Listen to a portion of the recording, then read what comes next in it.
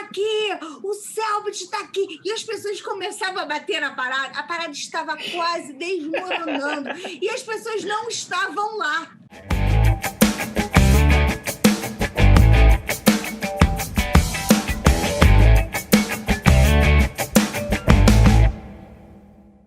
Fala aí, galera, tá começando mais um podcast. Isso aí, hoje nós temos a Luciana Daulise.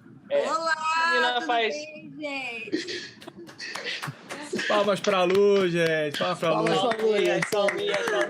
Olha só, Luciana, humorista, faz stand-up, tá na internet há muito tempo, junto com o pessoal do Castro Brothers. A menina, vou chamar de menina porque quem tá na internet produzindo conteúdo nessa alegria ainda é menina, não é mulher ainda. Que a alegria ainda bomba gente, toda. É muito amigo meu mesmo. Tem que ser, não tem? Eu sou Davi Fernandes, tenho Juliana Eustáquio aqui, o Pete, Isaú Júnior e Fernanda Brandalize, e vamos começar aqui agora o Bocast. Fala aí, Lu, como é que você tá?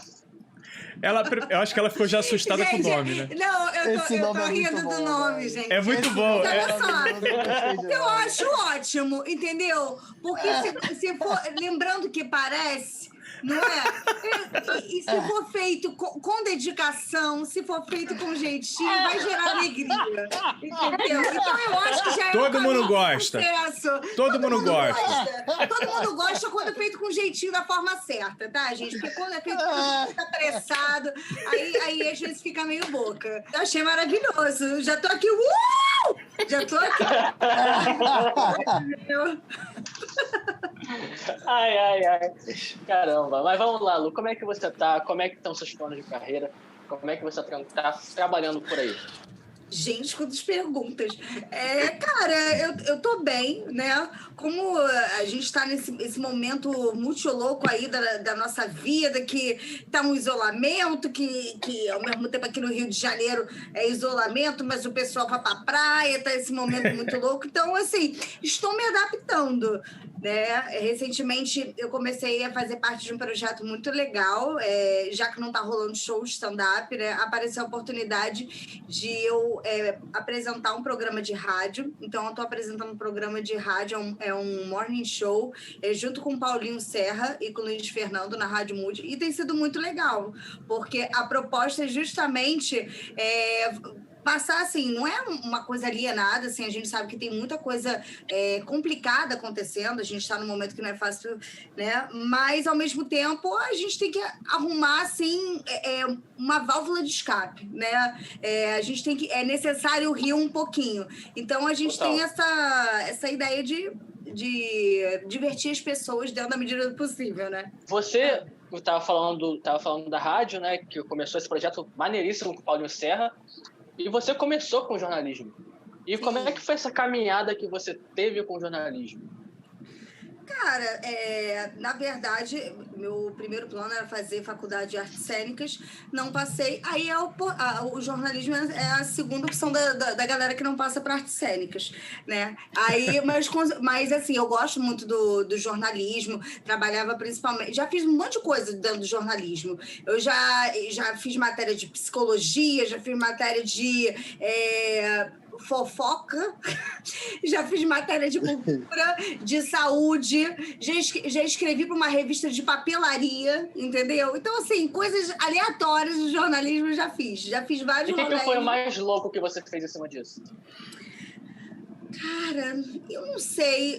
Assim, as matérias que eu fazia para as revistas de psicologia, eu curtia muito, sabe? Porque, por exemplo, me passavam sempre umas pautas assim, meio assim, a mente do serial killer.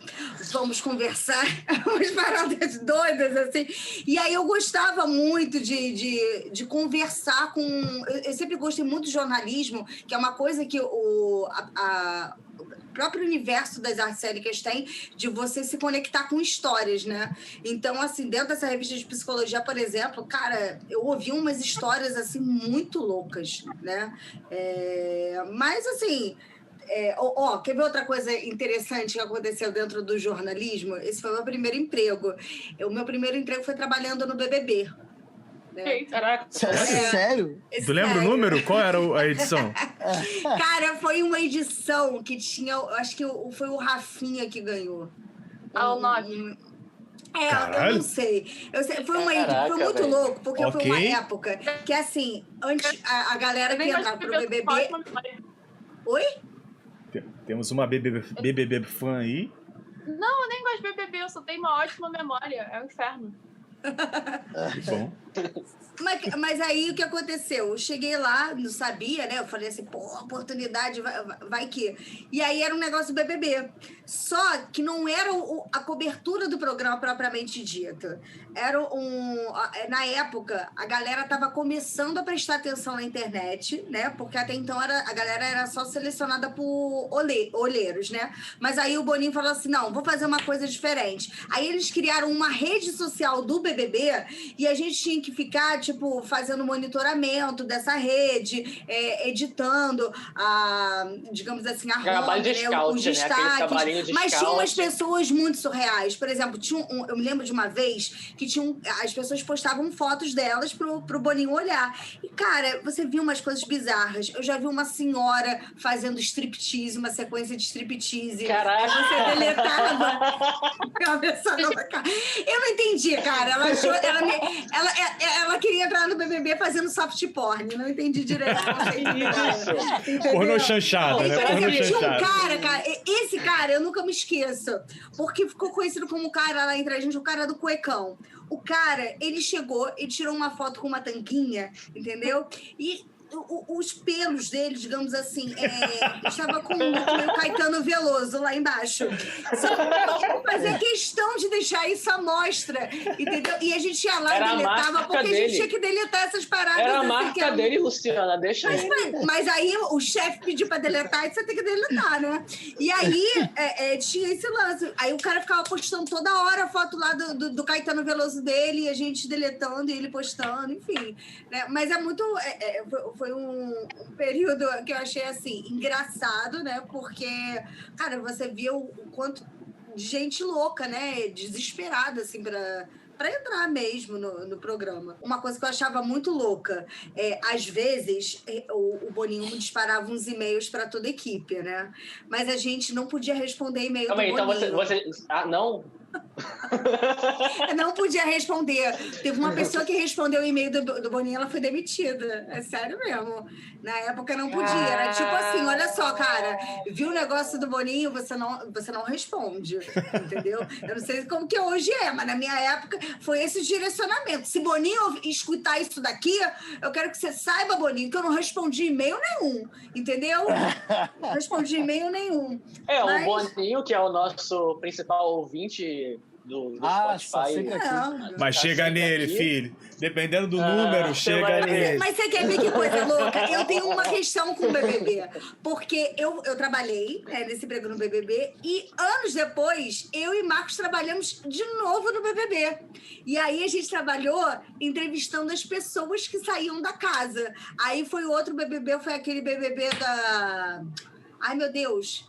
Da menina que tinha olheira, Caraca, esqueci o nome dela. da menina Amanda. que tinha olheira. Não, é porque, olha só, o que acontece? A menina, eu sei porque eu tenho olheira. Então, a gente que tem olheira, ó, é o mesmo Se sentimento, identifica, tem né? energy, entendeu? Eu tenho também, e todo Lu, mundo meu comentava, menos eu falava tenho. que era Amanda Pandinha, entendeu? Porque eu acho que é a Amanda de Jean, entendeu? Essa menina, ela se destacou e tal. E aí a gente entrevistou, a gente ficou uma parte, a gente não chegou a concluir o programa todo, porque a gente já tinha uma viagem marcada, né? Pô, a gente comprou na promoção, né? Misericórdia, comprou na promoção, desculpa aí, BBB, porra, vamos honrar o crediário.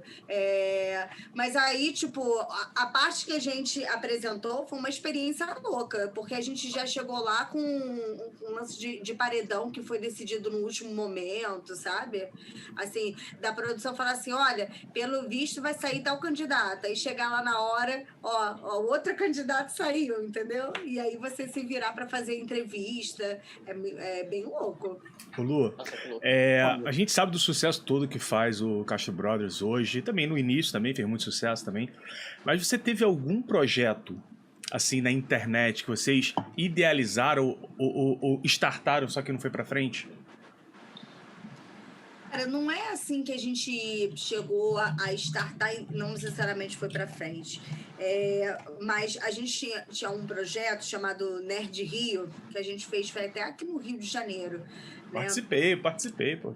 Você tava lá, né, Tava Pete? lá. A galera das antigas aí, ó, só os velhinhos da internet. Forplayer tava lá. Cara. A gente... Foi um evento, cara, que a gente fez muito na raça, porque na época não tinha Comic Con ainda, e aí eu lembro que eu nunca tinha ido a um evento de anime assim na vida, né? Eu me descobri nerd tarde. Eu me descobri nerd tarde, assim, porque eu não tinha ido, então não tinha, assim, essa referência. E aí, eu lembro que quando eu fui, e aí eu vi, era até um cara fazendo, tinha um cosplay do Ryu, que era, a galera ficou, parecia a torcida do Corinthians lá gritando o cosplay do Ryu, e tinha um cosplay também lá do Mickey, do Fantasia, que isso me marcou muito, porque tinha, mesmo a galera que ficou, com o cosplay do Ryu, ficou assim, Mickey. Eu falei assim, cara, que rolê é esse? Mas eu gostei muito da experiência. E eu falei, pô, tinha que ter isso daqui, só que com uma produção melhor. E aí a gente tentou fazer isso no Nerd Rio, só que assim, foi puxadíssimo a parada, né? Mas era uma época, né? Ô Lu, era uma época também que, tipo assim, tinha a nata toda do YouTube tava ali, né? Eu lembro disso. Era o início, né, cara? Era o início. E assim, a gente montou aquilo Não era caro, não era caro. Assim, a galera queria pela social, a galera queria fazer pra acontecer, entendeu? Não tinha isso aqui, não. Porque não tinha, cara. Não tinha. Não tinha como pagar também, né? Cara, a gente chegou e falou assim, cara, a gente tem vergonha de te dar esse cachê, mas você aceita por esse cachê? A gente arruma um hotel com internet. Mas a pessoa, não, vamos lá. Foi muito e aí, cara, a gente consegue. Hoje em dia, vendo as pessoas que participaram, cara, várias pessoas que são bombadíssimas. Por exemplo, no primeiro. Felipe Neto tava lá. O Felipe Neto tava lá, tava todo elenco da Parafernália. Tava também. La Fênix. O La Fênix tava lá. Ai, gente, quem que eu falar? O Castanhari tava lá. Foi. O Leon tava lá. Rolandinho tava também. Rolandinho tava lá.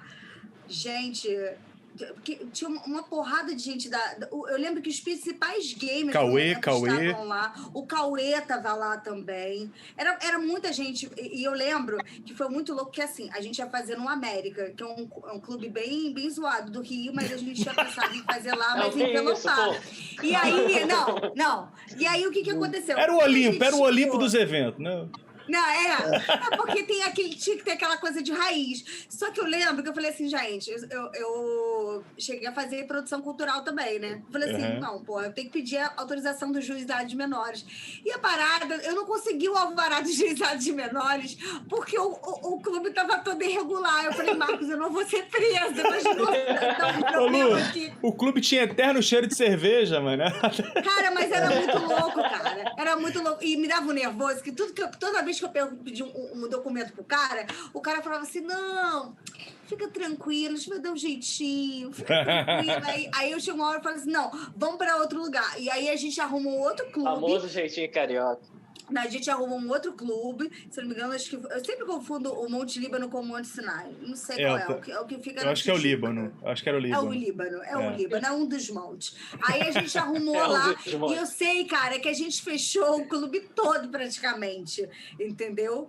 E, pô, foi muito legal, né? Pra caramba. A gente montou 2 palcos, assim, cheio de foi coisa. Foi muita ousadia. Essa foi a maior loucura que vocês fizeram? Eu acho que foi. Cara, eu não sei, porque a gente é muito insano, mas assim, foi papo de 3.000 pessoas lá. A fila pra entrar, cara, dava uma volta absurda. Eu lembro. Foi muito legal, cara. Assustador. No final do dia, eu não tinha pé, gente. Sério, eu não tinha pé. Eu tava ainda de tênis. Eu não conseguia pisar no chão de tão cansada que eu tava. Tem muito tempo isso aí, na verdade, sabe? Tipo... eu era da 4Player ainda, nem tinha TGS Brasil. Foi talvez uns 3 meses depois que eu comecei a trabalhar lá com o Felipe também. Damiane também tava. Damiane foi, então, a gente foi através do nosso outro canal, que foi o nosso primeiro canal, Damiane Snaisen, através da 4Player. Mas o mais legal, Lu, é que era uma época, como a gente falou, não tinha valor, sabe? Se hoje em dia fosse colocar em reais aquilo ali, dava meio milhão todo mundo. Não tem, cara. Só de convidado, meio milhão, filho. Não tinha como. E assim, cara, as pessoas faziam realmente no amor. No amor, sabe? no amor. Porque elas queriam queriam ter também. aquele tipo de evento no Rio e não tinha. Eu lembro que a gente fez um painel lá que era tipo a eleição do melhor super-herói, né? Uma brincadeira assim. E aí a gente chamou o Caruso. Eu lembro. O Gigante Léo tava lá também, agora que eu lembrei. E aí o Gigante Léo subiu no palco vestido de Pokémon. Eu lembro. Junto com o Magalzão. O Magalzão era o Ash. Tá vendo? Eu lembro. Que coisa mais histórica, cara. Mas cara, porque a galera queria muito isso, né?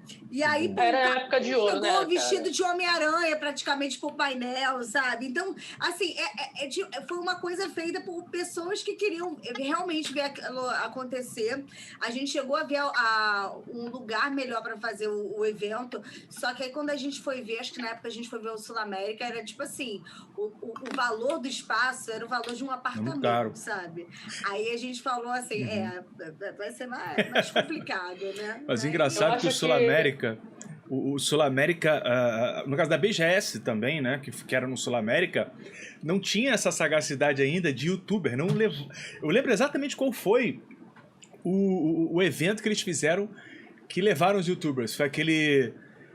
Malena foi... Cara, era quando os youtubers realmente ganharam um peso tão grande que levavam 50 crianças pra onde eles iam, sabe? E aí a BGS falou, caralho, mano, eu tenho que começar a chamar esses tal de youtubers pra cá. Eu lembro de uma BGS, eu não sei se você tava nessa. Que foi Cell Beach, que foi botar pra fora. Que colocaram a gente numa sala, mas era uma birosca. Eu sei! Foi na BGS Brasil! Não tinha uma janela, não tinha nada. Era verdade. Com aquele... tipo, era um freezer.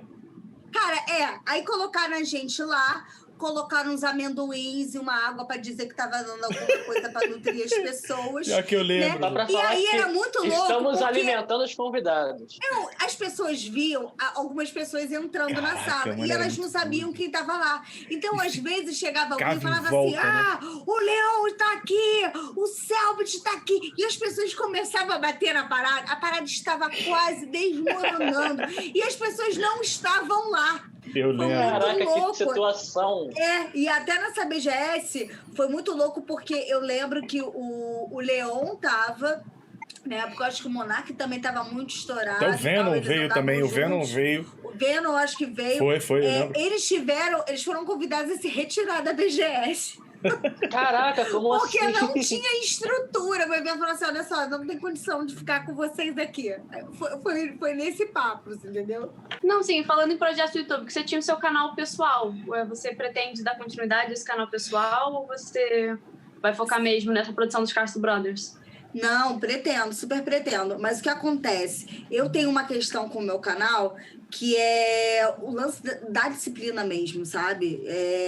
De chegar, de conseguir organizar. E depois que eu tive o Davi e tal, isso se tornou mais complicado, né? Porque, assim, o projeto principal aqui de casa acaba sendo Castro Brothers, né? Até pelo número de inscritos que tem, pela visibilidade que tem. Então, assim, eu tô me organizando para voltar, mas aí me organizando para voltar com uma frente de vídeos, sabe? Não, tipo, editando ali em cima da hora. É claro que às vezes pode acontecer isso, mas eu acho que também, depois de um tempo que você para e você volta, eu acho que a volta tem que ser planejada, sabe? Até porque, assim, as pessoas, elas passam a te ver de outra forma, né? Eu acho que você tem que pensar muito na forma como, digamos assim, se você chega toda hora, para e continua, pode ser que você não... As pessoas que te acompanham e tal, elas não sintam tanta firmeza em você. Então, daí o lance de me organizar para voltar, mas com conteúdo estruturado. E até porque você se mudou muito também nesse tempo, né? Não, demais, cara, demais, assim. E uma coisa que eu tinha para mim, até uma das razões de eu ter começado a fazer stand-up também foi para isso, eu sentia falta de poder utilizar nos vídeos o humor como linguagem, sabe?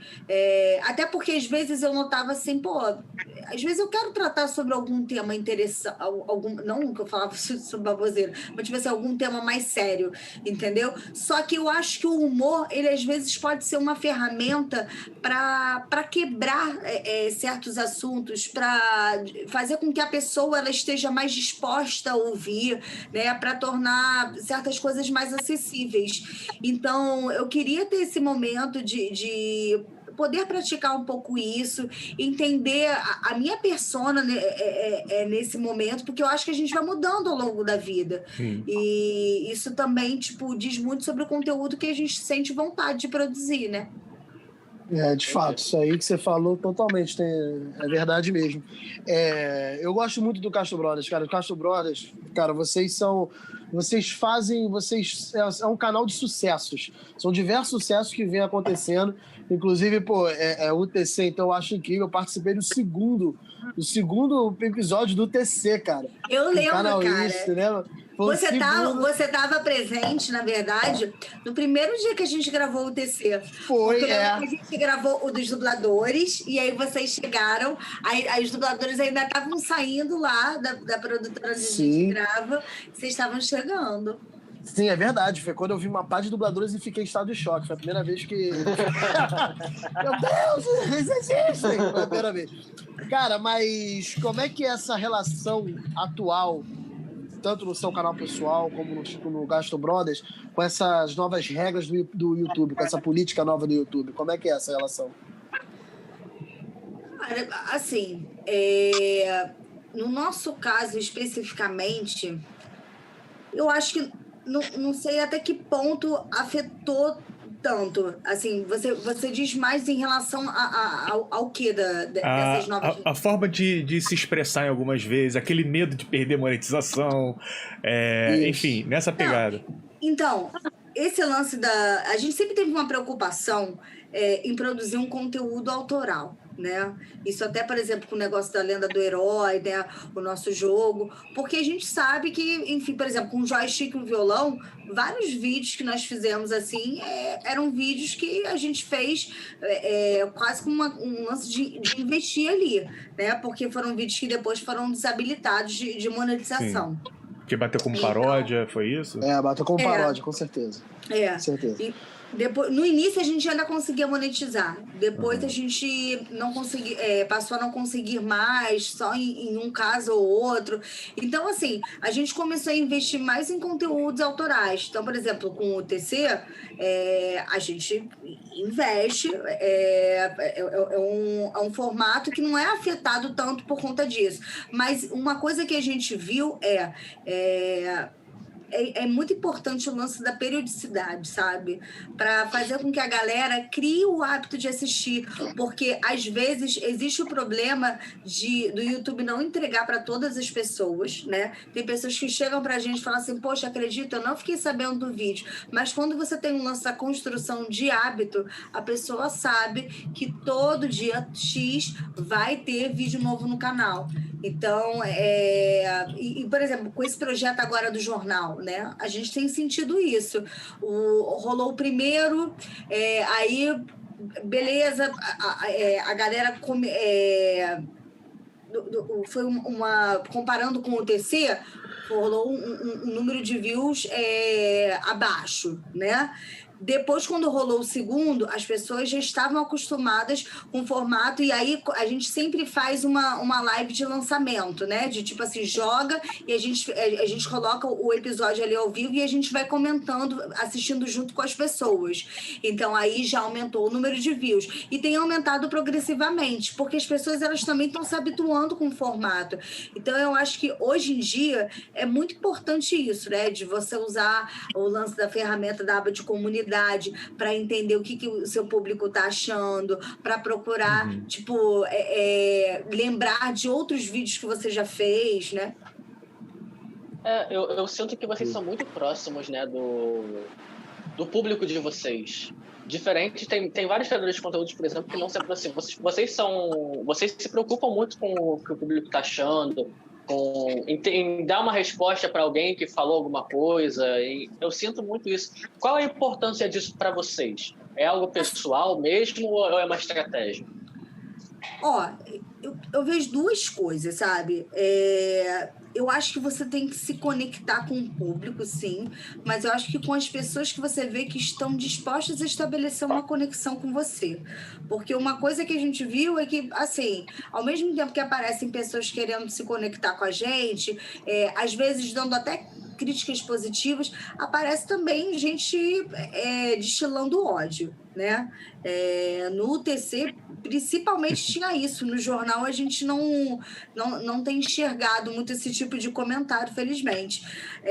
Então, o que a gente começou a fazer é, primeiro, dar mais moral a quem está a fim de estabelecer a conexão com a gente. E outra é, assim, criar mecanismos, sabe? De estabelecer essa conexão. Por exemplo, eu comecei a fazer live na Twitch, né? Todas as quintas eu tenho feito. A gente tem um servidor no Discord. Volta e meia a gente conversa com a galera. Então, são lugares em que a gente consegue ter uma conversa mais próxima, sabe?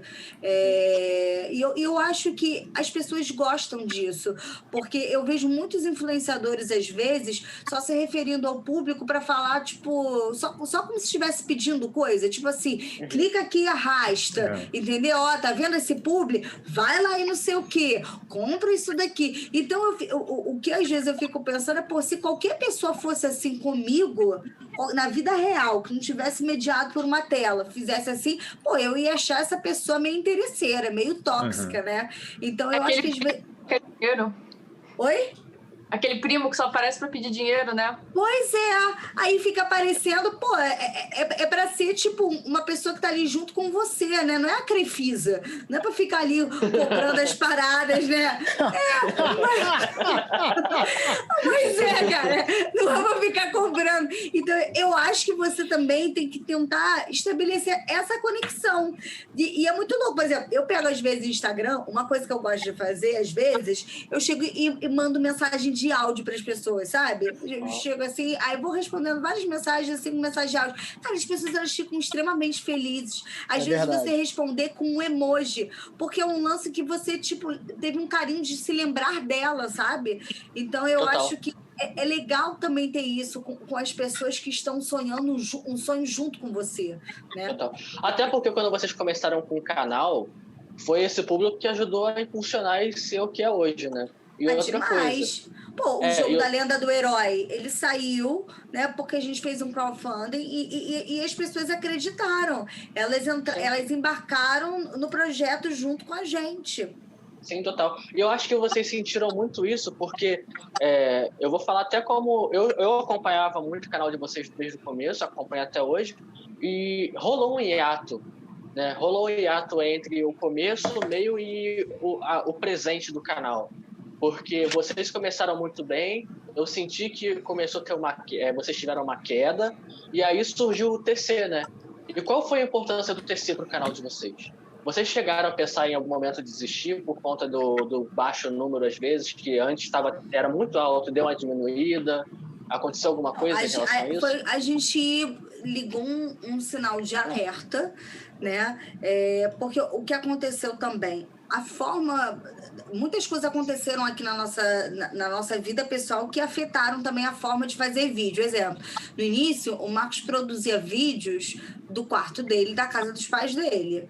A gente se casou, ele foi pra cá. Então, aí a gente teve que botar um outro cenário. Aí chegou um momento que a gente falou assim, pô, cara, tá parecendo que a gente tem um quartinho numa produtora, entendeu? Porque a nossa casa tá uma parada muito bizarra. E isso foi um pouco antes da gravidez. Então, foi quando a gente começou a gravar vídeo lá na produtora. Aí a gente tentou investir mais numa qualidade visual, mas ao mesmo tempo a gente sentiu que as pessoas achavam que o vídeo estava muito, tipo, às vezes as pessoas falam assim, está com cara de TV, porque as pessoas sentiam falta de uma coisa meio homemade. A mudança vocês acharam que foi muito brusca? Cara, Não sei se exatamente muito brusca, mas eu acho que as pessoas elas também têm um lance de saudosismo, sabe? Com o lance das cantadas que a gente fez, foi uma fase do canal que eu achei uma fase boa, até porque tinha um lance da gravidez, que as pessoas acabaram acompanhando a gravidez, né, pelos vídeos de cantadas. E aí, assim, a gente tinha uma resposta muito legal do público. Mas depois disso a gente notou que também a gente fez uma mudança nesse ato aí a gente fez uma mudança, a gente passou a botar o canal que antes era Marcos Castro, passou a ser Castro Brothers, né? E aí Brothers passou a incluir como se fosse os brothers todos, não necessariamente só ele e Matheus. Então quando isso aconteceu foi uma mudança brusca, né? Que a gente teve que fazer na época para conseguir viabilizar o jogo, porque o Marcos estava muito sobrecarregado, ele era a voz do herói no jogo, né? Então, eu lembro que quando a gente anunciou, por exemplo, a gente perdeu 10 mil inscritos. Caramba. Assim? Porque as pessoas chegaram e falaram assim, se o Marcos não vai aparecer, se vai aparecer outras pessoas, não quero e tal. Tinha muito isso. Então, a gente foi aos poucos. O UTC também aconteceu, porque as pessoas também foram aos poucos se acostumando com o grupo, entendeu? Entendi. Quando o grupo entrou no início, as pessoas elas não entenderam muito bem. Elas estavam acostumadas com o Marcos, entendeu? Ali de host do canal. Então, ele continuava como host do canal, só que tinha mais pessoas. A gente até chegou a testar alguns formatos em que o Marcos não necessariamente tivesse que aparecer, mas a gente viu que era muito importante que ele fosse o host, e aí no TC já foi diferente. Aí as pessoas se acostumaram com a questão do grupo, e aí isso começou a fluir de uma outra forma, né? É aquele negócio, você planta uma sementinha, mas às vezes demora um pouquinho para pegar. Mas vocês como criadores, vocês como dentro do canal, vocês se sentiam mais como participantes do canal ou vocês demoraram também a entender que agora nós somos realmente o grupo e esse canal não é só o canal Marcos Castro, é o nosso canal? Então, como participante, eu me sinto desde o início, porque até quando os vídeos que foram feitos antes dos vídeos de cantada, né, eu tava ali. O Marcos via, fazia as coisas, me mostrava, eu dava ideias. Por exemplo, até o lance dele fazer o joystick e um violão, né? Eu lembro que eu falei uma vez pra ele, cara, eu achava que você tinha que dar um jeito de colocar música nos vídeos, entendeu? Ele ficou refletindo, um dia ele fez uma brincadeira e dessa brincadeira que surgiu o joystick e o violão. Então, assim, eu já participava informalmente desde o início, né? Teve até uma parte, assim, do canal que eu fiquei como produtora do canal, mas aí eu pegava muito no pé do Marcos, aí a gente acabou achando melhor não ficar como produtora do canal. Dava aquela misturada, Lu. Porque né, você fica às vezes no modo workaholic, e aí você fica, Marcos, já fez isso, já fez aquilo, faz agora, faz aquilo, não sei o quê. Então, e a gente foi achando espaço. Para as outras pessoas, assim, eu não sei, mas a gente sempre teve esse lance que ainda, mesmo antes de ser o Castro Brothers, de as pessoas colocarem de que forma elas gostariam de participar, sabe? Por exemplo, tem uma vez que o Studart gravou um vídeo com o Marcos, e ele falou assim, seria muito legal se tivesse um dinossauro aqui. Aí o Rony chegou e se virou para colocar a porra de um dinossauro, sabe? Então, assim, a gente sempre teve... No canal sempre rolou essa proximidade, né? Somos colegas de YouTube, né, Luciana? E também somos colegas de quê? De stand-up, né? Olha só. Pois é. Você fazendo stand-up. Tá há quanto tempo fazendo mesmo, Luciana? Cara, tem uns 2 anos. Vai fazer 2 anos. Fez agora. Uma pequena mancebo. Uma sementinha no meio do canal. Eu tô começando. Eu também tenho um pouquinho mais, muito pouco mais, assim. Mas vai, fala, desculpa, perdão. Vai. Não, eu comecei a fazer, mas foi para um lance de... o YouTube me chamou para um projeto lá, era um projeto de comédia para as meninas, né? Logo quando eles começaram com o YouTube Space e tal, me chamaram para ajudar no desenvolvimento desse projeto. E aí, quando eu estava fazendo, eu falei assim, poxa, eu me forcei a olhar mais trabalhos femininos de humor, né? Eu cheguei até a fazer mestrado mestrado na UERJ e meu mestrado foi sobre stand-up. Mas até então eu nunca tinha sentido vontade de fazer. Pois é. E aí, só que aí eu falei assim, quer saber? Um dia eu tava conversando com o Nabote, eu estava na Bote, e aí ele falou assim, não, Lu, faz sim, se você tem vontade, faz. E aí eu fui fazendo, assim, despretensiosamente, mais para entender, mais para tirar as minhas dúvidas e, como eu disse, né, para desenvolver esse lado do humor na escrita, né, que eu acho que é muito legal. E estou gostando bastante. E o curioso é porque eu tava na sua também segunda apresentação. Sério mesmo. Eu não sei se foi a primeira ou a segunda. Em Jacarepaguá, no Mombasa Prime Grill, no restaurante. Eu tava me apresentando, o Marcos foi e te levou. Eu tava também apresentando no dia e eu vi, acho que foi sua segunda ou primeira apresentação, não lembro. Mas não, eu lembro que a primeira não nervosa. foi. A primeira foi num show que fizemos lá na produtora. A gente fez uma tentativa de um show pocket que a gente queria ver se daria para fazer lá na produtora onde a gente grava. Então a gente fez um show, eu, Marcos, Nabote e Quesne. Aí foi lá. Tá. Aí agora, cara, o segundo, eu vou te falar, eu nem me lembro onde foi o segundo. Eu acho que foi. Se não fosse o segundo, foi o terceiro. Mas eu acho que talvez tenha sido. Mas eu acho que talvez tenha sido, sim. Cara, mas acontece muita coisa a gente fazendo stand-up, a gente passa por cada situação escrota do caceta. E pra você, Lu, qual foi a situação mais escrota que você passou, assim? Cara, a situação mais inusitada? Cara, olha... Teve uma situação que foi num dia que eu fui ver o Open do Fred, né? Lá do Fred Mascarenhas. E aí, cara, eu fui pra ver o Open, sabe? Não fui lá pra me apresentar e tal. E aí as pessoas ficaram assim, não, faz o Open. Não, como é? Não, vai, se apresenta bem, se apresenta bem. Eu falei assim, então eu vou. Só que, pô, aqui no Rio, né? Não é sempre, não é tipo o mesmo ritmo de noite que em São Paulo. E até por conta do TC, a gente no mesmo ritmo de apresentação, que eu digo assim, lá em São Paulo você tem várias noites, né? Então você consegue também evoluir como comediante mais rápido, porque a prática também leva ao amadurecimento, né? Então você tem como trabalhar um texto mais rápido e tal. E aí eu lembro que eu tava tipo um tempão sem me apresentar, e aí quando eu fui fazer o texto, me deu um branco na hora, mas não foi aquele branco, tipo assim, rápido. Foi um branco que demorou um tiquinho pra pegar. E aí, tipo assim, rolou e tal. Mas, cara, foi um branco que me deixou meio traumatizada, tá ligado? E depois desse dia, eu fiquei uma época que eu ficava fazendo tipo o Bolsonaro, anotando as paradas na mão e tal. E é muito idiota, cara, porque assim, teve um dia que o Marcos me deu um esporro, que eu fui fazer um show com ele, e falou assim, amor, isso é idiota você anotar na mão, porque olha só, você é míope, você está sem óculos. Vai apertar o olhinho. Você não olha pra tua mão, você tá fazendo isso, sei lá por quê, entendeu? E as pessoas ainda veem que tem coisa escrita na tua mão. Então isso depois é contra você. E aí eu fui trabalhando, mas assim,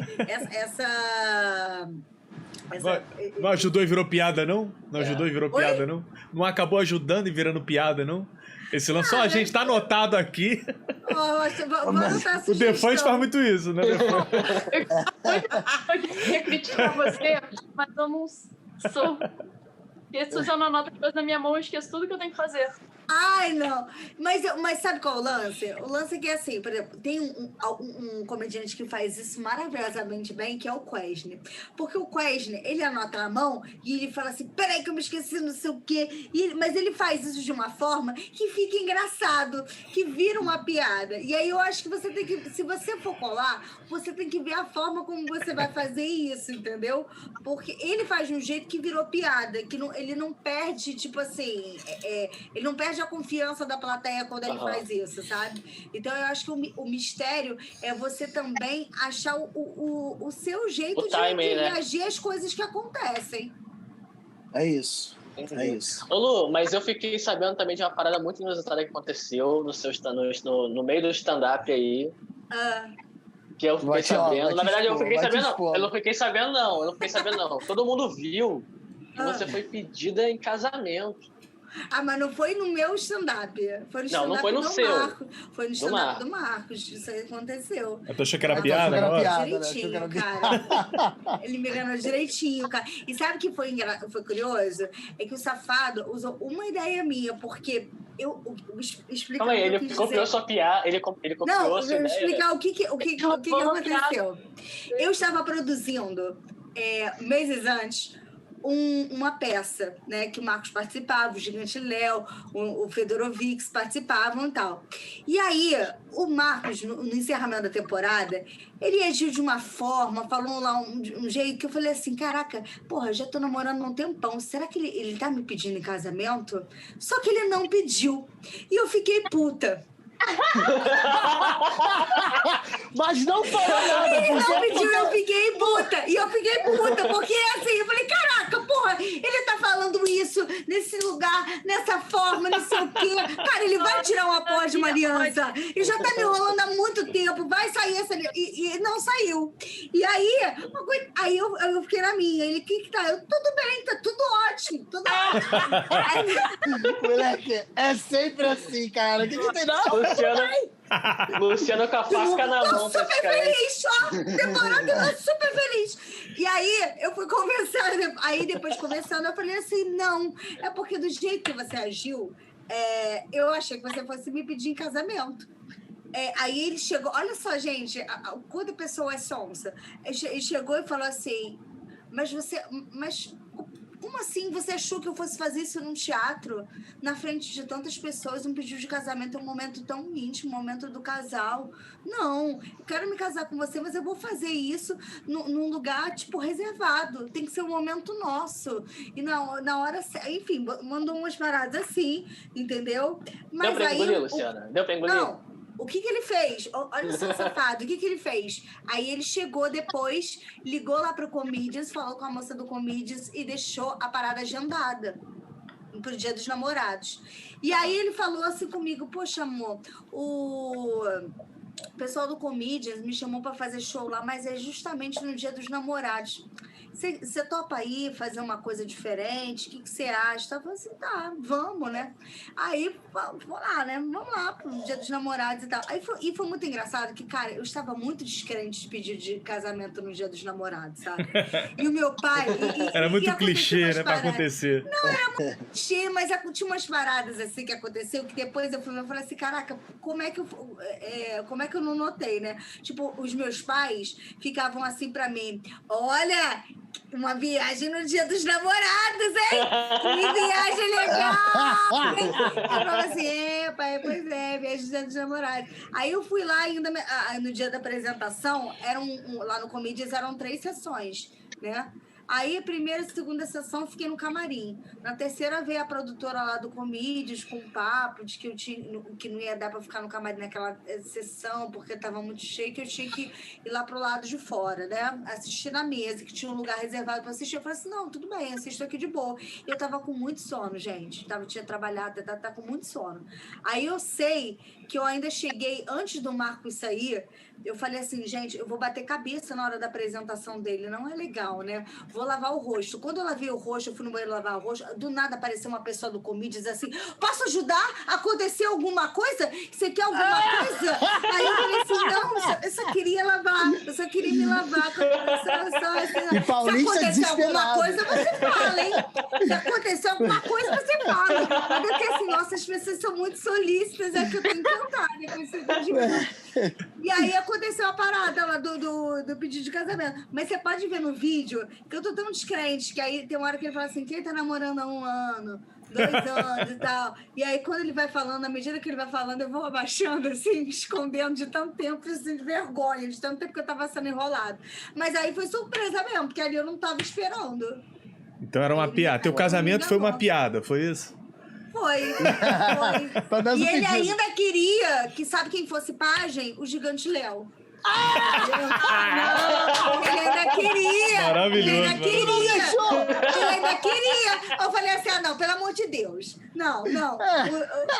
Vai tirar o meu protagonismo, porque ninguém vai falar da noiva, do noivo, todo mundo vai falar o casamento do anão de página. Eu falei assim, não. Cara, ia ser genial.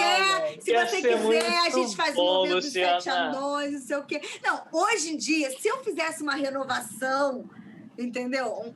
Aí eu pediria pro Léo entrar de pajem. Como que você acha que tá, antes dessa pandemia, assim, como que tava esse cenário de mulheres no stand-up, assim? Porque é uma coisa que realmente vem crescendo, mas ainda não chegou muito... Ainda está avançando a duras penas, não é? Assim, eu acho que já melhorou bastante. A gente estava começando uma noite de teste ali na Livraria da Travessa, no Barra Shopping. A gente já chegou a fazer, eu acho que uma noite de testes. E aí depois a gente já teve que encerrar. Acho que foram 1 ou 2 noites de testes, já teve que encerrar. Isso foi realmente uma pena, né? Mas, assim, eu acho que tem várias meninas, assim, que estão mandando bem, sabe? Eu fiquei muito feliz, por exemplo, uma delas, a Jordana Morena, cara, ela despontou durante esse período de isolamento, né? Ela se encontrou produzindo conteúdo para a internet, né? Então, eu acho que, assim, por um lado, existe, sim, o lance dos shows, faz falta, né? É diferente o conteúdo que você vai produzir, sei lá, para o Instagram, para o YouTube, né? O conteúdo que você vai produzir para um show. Mas, por outro lado, eu acho que também existem meios de você tá exercitando o seu texto de alguma forma, né? E eu acho que, assim, eu acho que a cena feminina tem tudo para crescer. Eu acho que agora, principalmente em São Paulo, né, você tem um circuito mais ativo. Aqui ainda está caminhando, mas lá você já tem uma noite de teste feminino que já está estabelecida há mais tempo, que é o Dopamina. Então, as pessoas estão se acostumando a ver mais mulheres fazendo stand-up. Então, isso faz também com que o público tenha uma outra atitude, né, em relação às mulheres. Quem, na sua opinião, tem destaque hoje no Brasil aqui? Eu acho assim, a Bruna Luiz, eu acho que é a principal mulher hoje fazendo stand-up, né? Tipo, em termos de número, do alcance que ela tem. A Giovana Fagundes também tem se destacado bastante em termos de views, assim. Tem muitas meninas assim que eu gosto, por exemplo, a Yas Fiorello, daqui do Rio, eu gosto muito dos textos dela, acho ela extremamente carismática. Aqui no Rio a gente tem a Pri Nobre, a própria Jordana, né? Manda muito bem. Lá no Sul, eu gosto muito da Ursa, é uma comediante que manda super bem. Cara, a verdade é que se você for parar para ver, a Mel Maher, maravilhosa, um dos melhores textos de stand-up, né? Ela sabe como entrar na questão de um humor mais pesado de uma forma muito precisa, sabe? Então, eu acho que, assim, existem várias mulheres que mandam bem. Eu acho que o lance é o espaço mesmo e você se acostumar também eu acho que principalmente no público, hoje em dia, eu acho que o público está mais receptivo, né? Porque... O que falta? O que falta para as mulheres? Desculpa, gente, peraí. Perdão, fala. Lu, o que falta? O que você acha que falta? Você acha que falta que o público abrace mais? Ou você acha que falta um pouco mais de união? Você acha que falta mais espaço? Então, eu acho que falta principalmente mais espaço, né? Porque as mulheres, muitas vezes, elas são vistas como se fosse tipo a cota da noite, sabe? Às vezes nem isso. Então, eu acho que, assim, eu sinto falta de elencos de stand-up mais diversos, sabe? E eu não digo, assim, nem só de mulheres, mas, por exemplo, se você for olhar pessoas de stand-up que sejam da parte LGBT, cara, quem representa, sabe? Que tipo de texto a gente tem com esse ponto de vista? Então, sinto um pouco de falta assim, de diversidade nas escolas. Mas você acha que o público está aberto a isso ainda? Ou você acha que o público ainda está fechado? Olha, eu acho que aos poucos tem se abrindo. Eu acho que assim, aos poucos vem se abrindo. Mas eu acho também que a gente, as pessoas se abrem na medida que elas se acostumam e que a gente entrega textos bons. E aí eu acho que uma coisa que eu vejo, que eu tento fazer isso na medida do possível nos meus textos, né? Eu acho que, como mulher, é claro que a gente vai falar de assuntos que fazem parte do nosso cotidiano como mulher. Né? Só que eu acho que a gente tem que tomar cuidado para não fazer o show de repente só focado nas mulheres, ver formas de incluir os homens na conversa também. Então, stand-up é referência, né, Lu? ponto que eu acho que tem que ser trabalhado. Oi? As histórias têm que ser baseadas em referências, né? Tipo, você conhece de gordo, você conhece a história de gordo, sabe? Enfim, acho que tem que ter uma conexão pro público achar aquilo ali engraçado também. Né? Não entendi porque tu falou gordo, não entendi. Não, é porque eu olhei pra mim aqui, que eu também tô bem cheinho. Peguei, entendeu? Mas nada... Continua, mano. Mas sabe o que eu acho? É que às vezes você, por exemplo, esse lance da conexão é muito importante, mas você também, é claro, você vai falar de coisas que você se identifica e tal, mas a pessoa já tá ali, já tá vendo uma mulher, então a mulher já sobe às vezes no palco com uma resistência de, pô, será que eu vou achar essa mulher engraçada? Com o homem já não tem tanto isso. Tem isso mesmo. Né? Uma coisa que eu acho que eu sinto que as meninas têm trabalhado cada vez mais nisso, né? É o lance de estar disposta a se desconstruir no palco, né? Porque, é claro, a gente quer sair bonita dentro do possível, mas o humor, muitas vezes, ele trabalha com a desconstrução. Você sair com a cara zoada. É o auto-esculhambamento, né? O stand-up normalmente é isso, né? É você usar... Desculpa, fala. O Ariano Suassuna fala que o humor é dos feios. Mas é porque tem isso, de você se permitir, às vezes, sair esquisito, entendeu? De você usar, por exemplo, até uma coisa que eu percebo muito nas mulheres, os homens, você pode ver, em termos de humor físico, você vê muito mais homens fazendo humor físico do que mulheres. Sim, total. Parece eu me lembro de uma que conversa nossa, Lu, que você falava assim, a gente estava conversando sobre a presença feminina no stand-up e a gente estava falando que as mulheres normalmente têm um texto muito parecido. Tem um texto meio que com a mesma vertente. Eu acho que não é nem parecido, eu acho que não é nem exatamente parecido. Eu acho que às vezes as premissas das piadas, né, dos assuntos, ficam ali, entendeu? Exato. Não é tipo o punch, a piada em si, mas às vezes eu acho que... E você estava querendo buscar mostrar o que você é, que é aquele lado da mulher mais nerd, que é o que você sempre se mostrou, né? E que é o que é você. Eu acho assim que a gente tem que mostrar, o stand-up ele trabalha muito com você dizer, você falar, você levantar um ponto de vista, né? Você levantar uma ideia. A expressão stand-up também tá ligada a isso. Mas eu acho que isso tem que ser algo legítimo. Eu acho que isso tem que ser conectado a você. Só que eu acho legal esse lance de você buscar premissas diferentes. Por exemplo, acho demais um texto do Ventura que ele fala sobre pipa, entendeu? Cara, você não vê as pessoas geralmente falando sobre pipa. Você vê muito homem falando sobre sexo, entendeu? Sobre pegar mulher e tal. Mas, cara, você conseguir fazer uma parada sobre bolinha de gude, entendeu? Eu acho muito da hora, porque você pegou uma parada que remete à nostalgia, né?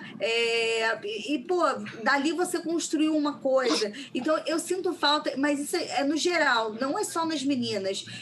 Nos homens, eu acho que nas meninas, talvez a gente tenha uma autocobrança muito maior do que os homens, porque a gente sabe que a gente vai ser mais julgada, digamos assim. Mas eu sinto falta de premissas diferentes. Mas você acha que você é mais julgada por quem? Você sente esse julgamento maior por quem? Pelos dois. Tanto pelo comediante quanto o Isaú tá morrendo. Pelos dois, cara. Pelos dois. Pelos homens e pelas mulheres. Pelos dois. Meu amor, você nasce com o peito, seu corpo e tudo sobre você é debate público. Você não tem direito de ser nada privado. Mas é muito louco. O Marcos até tava falando um dia desses, ele viu um comentário no TC e falou assim, cara, tem várias mulheres que ficam em cima, né? E, pô, não tem tantas mulheres, assim, não tem tantas mulheres no humor comparado a homens, né? Isso aí então, também. assim, a galera devia, de repente, tentar apoiar. Veja bem, não apoiar não quer dizer que você... Por exemplo, eu sou fã da Madonna, entendeu? Mas ela foi lá falar do chá de cloroquina, porra, Madonna, aí tu me fode, não fala do chá de cloroquina, entendeu? Eu acho que apoiar não é você chegar e falar assim, que tudo você acha lindo que a pessoa faz, mas você está ali, você se referir a ela com respeito, sabe? E aí eu sinto, tipo, tanto de homens quanto das mulheres, assim, eu acho que às vezes falta isso, mas eu acho que isso também tá ligado a uma cultura da internet, de que as pessoas elas se sentem sem filtro para falar o que elas querem, e tem um lance muito louco na internet, que é as pessoas elas acham que para elogiar uma pessoa, elas têm que diminuir outra. Isso é uma coisa que eu não entendo. Fazer conteúdo pra internet com a questão da pandemia foi fácil. Entre aspas, com alguns ajustes a gente conseguiu fazer, né? A galera não parou de produzir vídeo. Mas o stand-up, né, deu uma freada brusca, porque não tem como fazer stand-up em live. Eu acho que é mais complicado, As né? pessoas estão até teve. tentando. Por exemplo, o Marco chegou a fazer, esse final de semana agora, 2 stand-ups corporativos, né? Ah, legal. Mas é muito louco, porque ele falou assim, cara, plateia, você tem que estar atento ao chat, você lendo, porra, ele tem uma visão boa e ele lê rápido. Eu que sou míope, ó, me ferrava, mas é isso daí. Porque a risada é pelo chat. Então, é um tempo o termômetro ali, né? Tem emoji, assim, opa, deu bom. Porque você manda e você tem que ter o tempo da interação com as pessoas, você também tem que ver o que as pessoas estão conversando. Então, nesse sentido, o tempo da risada, né, deve ser muito estranho. Ô, Lu, tu tem que ver a velocidade. O lance da Twitch, o lance de fazer conteúdo na Twitch. Não foca na leitura, uma dica. Foca em volume do chat subindo. Se tá subindo rápido, é porque a galera tá rindo, entendeu? Faz isso. Não tenta ler, porque você não vai conseguir. No caso, eu sou míope, eu vou focar nisso mesmo. Foca ali, tá subindo um monte de coisa, tá bom. Agora, a pessoa pode estar mandando assim, tá mudo, não tá saindo nada, Lu, não tá saindo nada. Gente, não, nem fala, cara, nem fala. Ô, Luca, como é que você vê aí, depois da pandemia, como é que vai ser esse retorno aí do stand-up? Você, no caso, no stand-up. Cara, eu sinto assim, em relação ao cenário de stand-up, eu acho que um comportamento que tem depois que as pessoas passam, né, por uma situação assim mais de crise e tal, acho que vai dar uma aquecida depois no mercado de entretenimento, mas eu sinto assim, que a galera tem que aproveitar agora, né, para lançar produtos, sabe? Para ser lembrado. Né? Para escrever, né? E para testar, sabe? Eu acho que a gente tem que encontrar formas de testar. Tem gente que vai testar, vai ser via TikTok, tem gente que vai ser no Instagram, tem gente que vai ser na Twitch. Eu acho que assim, de alguma forma, você não pode ficar parado, né? O lance da disciplina eu acho que é muito importante. No meu caso, eu admito que eu tô com uma certa dificuldade em relação a isso, porque como o Davi, né, meu filho, tá em casa direto por conta da creche, que a gente ainda não se sente confortável. Sei como é que é. Então, cara, é complicadíssimo o lance de escrever com uma criança em casa, né? Porque agora eu tô fazendo estágio na creche dele, né? Estágio obrigatório, compulsório, tem que mandar relatórios pra tia da creche, falar, videozinho, hein? Tô fazendo videozinho, hein? Então, enfim. Mas eu acho que tem esse lance de, quando voltar, eu sou otimista em relação a isso. Mas acho que a todo momento a gente tem que dar um jeito de se reinventar. Entendeu? E nesse ponto, vou te falar, o lance de estar fazendo live na Twitch e agora de estar participando de um programa de rádio tem sido experiências interessantes. Principalmente porque no stand-up, uma coisa que eu tinha muito era de ficar neurótica do texto, sabe? Porque eu gosto de tentar... beleza, eu gosto de fazer as coisas com um certo controle. Acho que é um vício que eu tenho do lado de produtora. E às vezes a graça vai sair de um improviso, de algum caco que você pegou na plateia e você conseguiu jogar alguma coisa em cima, né? Então, nesse sentido, a experiência de estar fazendo streaming, a experiência de estar no programa, ela é bem legal. Lu, eu quero saber, você acabou de falar que está com uma criança em casa. e as coisas mudam. Tá virando estagiária de criança, voltou a ter mais de 50 empregos por conta do Davi, o meu xará. Sim. E o que isso mudou na sua vida? Quando vocês souberam que estavam grávidos e quando o Davi chegou, o que mudou na vida de Marcos, Luciano e Marcos, e a sua pessoal, principalmente? Cara, sono, né? Sono é uma coisa que hoje em dia é bem complicada. Ô, Lu, não sei porque Davi perguntou essa. Ele não entende nada disso. Né? Pois né? Porque ele faz Sexo, complicado às vezes também, né? Há que ser muito criativo em alguns momentos. Sim. Né? Porque, misericórdia, ainda mais nesse contexto que a criança não sai de casa, entendeu? Teve um dia que eu falei assim, Marco, vamos fazer pelo Telegram. Entendeu? Vou mandar mensagem pra você que lá qualquer coisa pode ser rapidinho, entendeu? Aumenta a velocidade, vamos fazer, vamos lá. Mas assim, eu acho que, é claro, a gente tá brincando, né? É cansativo, exige renúncias, né? Até, por exemplo, depois, a gente e são fases, né, Lu? Não, total. A gente ficou 2 anos viajando com o TCI e o Davi tava pequenininho, né? Então, no final de semana a gente tinha que deixar com os avós e tal. E a gente sempre tentava estar presente, mas a gente, depois de um tempo, a gente também sentiu mais necessidade de também estar fazendo as coisas aqui pelo Rio de Janeiro para estar mais perto dele. Então, eu acho que, assim, muda essa relação que você tem com as coisas. Porque você tem que ser o porto seguro de alguém, né? E eu comecei a pensar cada vez mais sobre esse lance do legado, do que você vai deixar, né? E assim, mais do que o lance de, sei lá, de bens materiais, é o que você vai deixar em termos de ideias, sabe? Em termos de projetos, de que forma você pode inspirar esse ser humaninho que está ali. E também eu passei a achar muito divertido voltar a ser criança de novo, não né? É? Porque agora eu desculpa, tenho um aval. Né? É a minha desculpa. Teve um dia, quando ele era pequeno, nunca me esqueço, na época do Pokémon GO, eu ia pra pracinha com ele pra ele tomar sol e eu ficava caçando Pokémon. É liberdade, é liberdade. Eu já fui pra reunião de pais. Pô, olha só que vacilo, gente. Pô, reunião de pais, chegou lá, era uma Pokéstop no lugar da reunião de pais, gente. Cara, eu peguei Ponita, ficava lá e fingia que tava respondendo coisa de trabalho, né? Fingia maturidade, tava meio assim. Ai, chocou. Mas assim, eu tenho esse fazendo lance, uma rave sabe? com os pais lá na creche. Mas eu acho muito legal esse lance de você voltar, você se permitir ser criança mesmo, de você brincar, sabe? Eu acho que é um resgate da nossa criança interior também. Então isso eu acho muito legal. Foda. Ainda mais que ele é zoeiro, entendeu? Ele fica sacaneando a gente. Por exemplo, tinha uma época que quando ele perguntava um negócio e eu não queria falar, eu falava assim, quem fez isso, mamãe? É o Sunda. Né? Para outras pessoas teriam uma outra resposta, mas para ele só ficava na parte do Sunda. E aí, agora, olha como ele é safado. Ele agora, quando ele faz uma coisa e ele não quer assumir, ele fala assim, mamãe, não foi eu que fiz. Foi o Sunda. Ele é safado. Ele chega, ele faz isso, aí ele já tá começando a tentar fazer, às vezes, trocadilho, às vezes ele chega e manda uma tirada e fala assim, essa piada foi boa, hein? Aí ele já...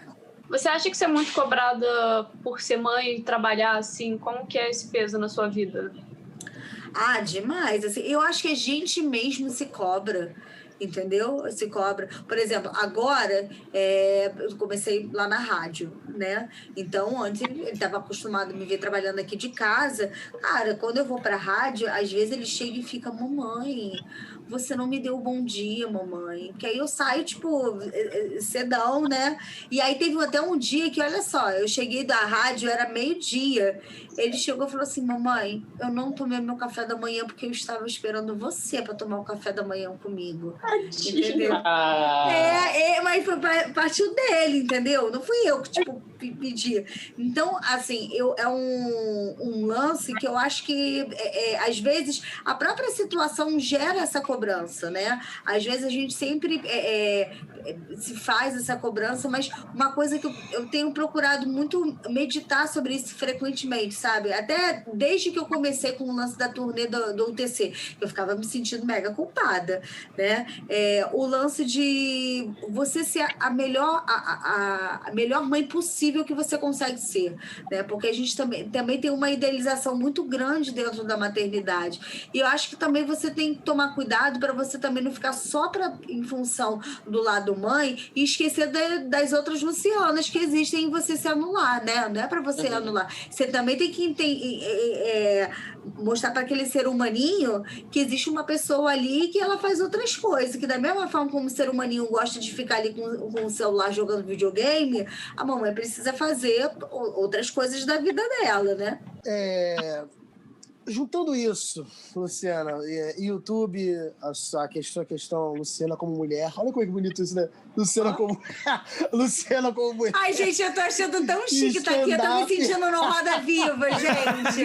Ai, gente, acho muito que vocês são Roda Viva do YouTube, gente. Eu tô me sentindo muito, cara. Eu vou dar até uma rodadinha. Olha só, a Roda Viva é boquete. Eu gostei muito. É a Roda Viva do boquete. Ai, adorei. O que você pensa pro futuro, Luciano? Qual o futuro de Luciana? Acha que vai ter mais um filho? Vai ter mais 10? Quer fazer um time de futebol? Cara, o que eu penso no futuro é que eu quero tomar vacina, gente. Que eu quero tomar vacina. Futuro recente. Eu penso no futuro que eu quero tomar essa vacina. Fala, Lu, eu quero dar estrelinha no asfalto. Eu quero tomar essa vacina. Certeza que eu tenho na minha vida. Que eu falar que a vacina é segura, eu já tô lá. Se for no toba, eu tô mostrando toba. Se for no braço, eu tô mostrando o braço. Eu quero fora se for no olho. Eu quero ir pra praia sem máscara. Não, aí não. Eu morro medo é isso. Quer ir pra praia sem máscara? Caraca, que medo é esse? Vacina no olho. Porra, no olho, no nariz. Imagina, dentro do nariz. O cara não vai ter que dar no nariz. Aquela agulha fininha dentro do nariz. Tac! Misericórdia. Mas eu tô viajando, cara. Quando que foi isso?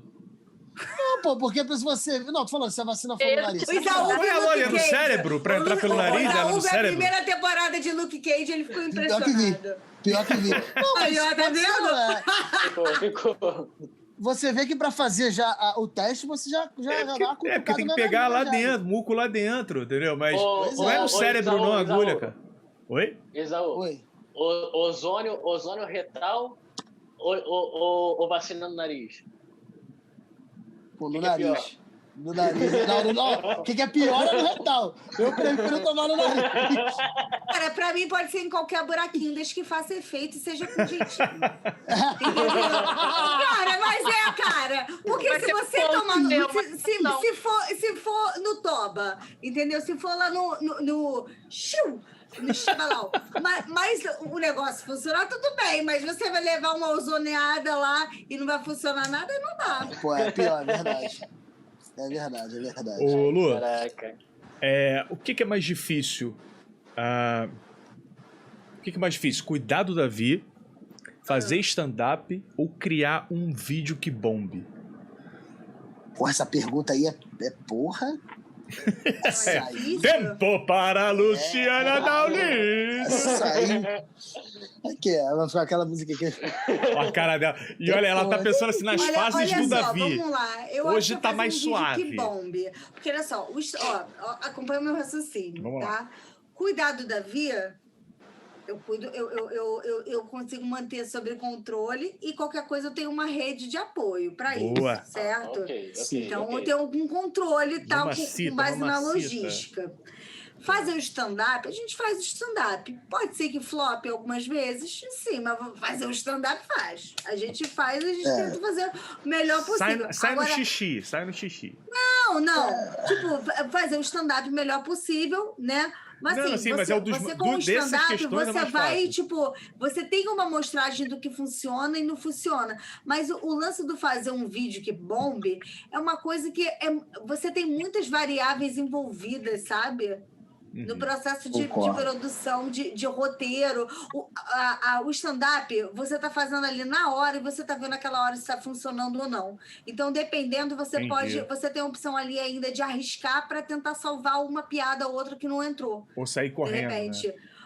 Mas no vídeo você vai fazer o quê, entendeu? E às vezes você coloca muita expectativa no vídeo e o vídeo não dá nada. Foda, e às vezes tem vídeo que você não dá nada e a parada bomba. Tipo lá o negócio dos bebês infláveis que estão lá se matando no chá de revelação. É incrível. Entendeu? Cara, eu duvido que a pessoa que chegou e fez o vídeo dos bebês infláveis caindo na porrada no chá de revelação, ela pensou assim, eu vou fazer um viral, entendeu? Ela só filmou e postou o que ela viu, entendeu? Cara, mas é muito legal ouvir isso de você, Luciana, sinceramente, porque pra mim o canal Castro Brothers é o maior produtor de viral, querendo que for viral. Assim, conseguiu pegar essas variáveis, como você disse, e conseguiu montar vários virais. Pra mim, vocês são os melhores. E ouvir isso de você, tu vê que realmente o negócio...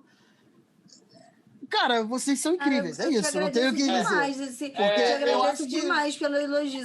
Mas, assim, é difícil, cara. É difícil. Às vezes a gente fica batendo cabeça. A gente, Luiz, ficava, cara, o Castro Brothers consegue uma atrás da outra, não é possível. A gente também... Aí a gente conversava com o Marcos, Marcos, qual é a parada? Ele falava a mesma coisa que você. Gente, eu não sei dizer, é uma variável, só que cara, o de maior sensação de vocês. Você sabe como que o Isaú surgiu? Como o Isaú surgiu foram com os pais dele.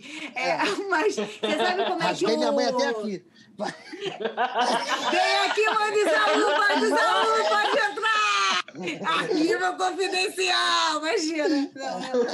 Mas assim, como é que o UTC começou? A gente fez, era uma fase que o canal estava bem mais ou menos, e a gente decidiu fazer um VEDA, né? Um VEDA Video Everyday in April, né? Então, tipo assim, todo dia de abril a gente lançou um vídeo. E, cara, a gente postou muita coisa nesse VEDA.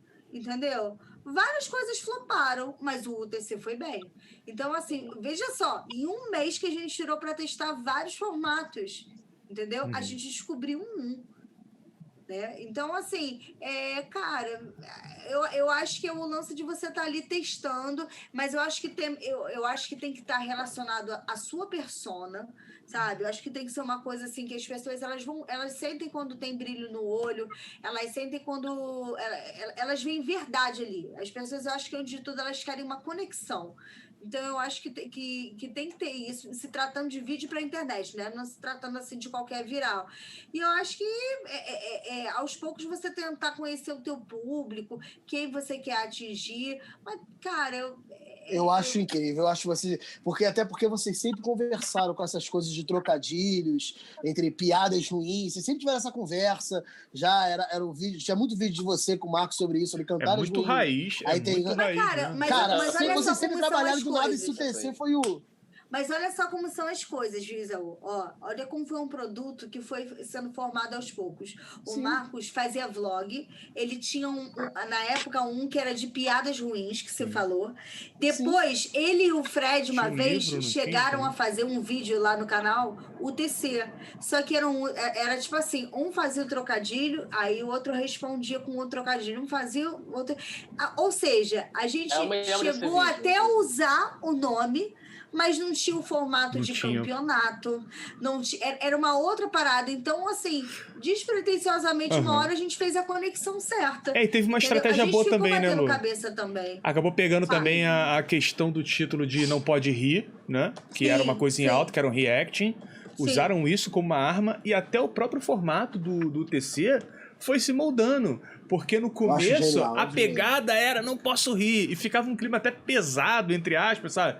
Do tipo assim, em vez de tentar segurar riso, a galera ficava encarando, sabe? E aí foi se moldando até uma coisa tipo, mano, tô me cagando. Sabe que isso a gente foi aprendendo na prática. Sim, foi se moldando. Descobrindo na prática, porque assim, eu lembro quando a gente estava planejando lançar, a gente pensou assim, tem o lance do Não Pode Rir, que você falou, aí até rolou na época um Super Bowl, que eram 2 caras fazendo trocadilho e tal, eu vi pro outro.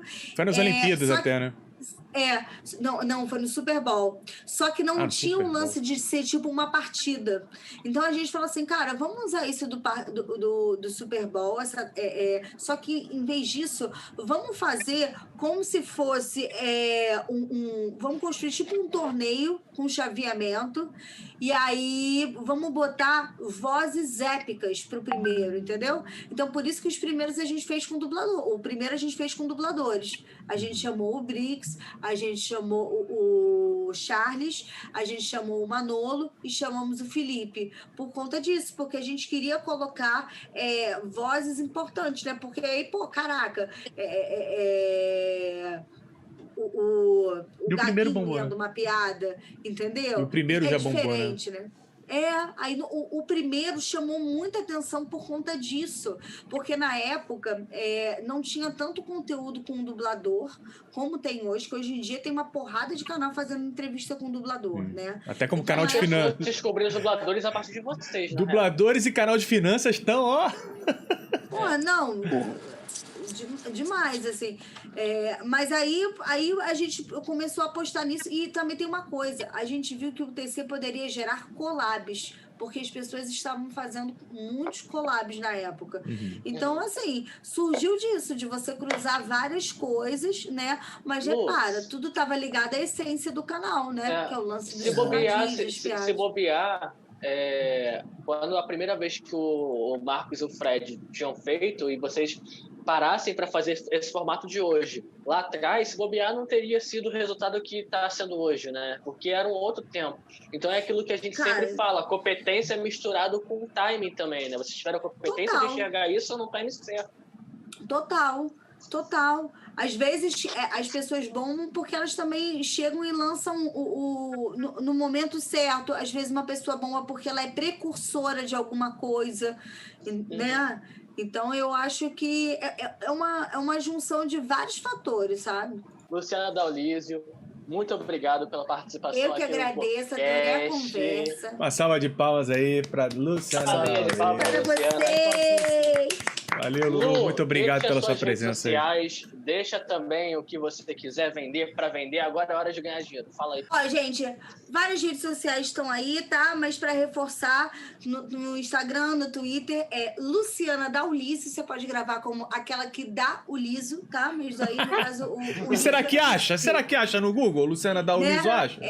Vou ver. Na Twitch tá como Lu Daulísio. Por quê? Porque não deixaram eu colocar a Luciana Daulísio. Porque eu gosto de facilitar as coisas. E lá no YouTube também tá como Lu Daulísio. Então, essas são as minhas redes, por aí você me acha. Se você for do Serasa, por favor, não me encontre. Tá? E ela tá na rádio, hein? Ela tá na rádio. E eu também tô na rádio. Pois é. Ó, Rádio Mood FM 104,5 para quem é do Rio de Janeiro, tá? Para quem não é do Rio de Janeiro, é só procurar no site Rádio Mood FM. Também tem o aplicativo da Rádio Mood e dá lá para você ouvir na hora o programa e também para você baixar como se fosse um podcast. Maravilha. Valeu, mais um podcast. Tamo junto e é nóis.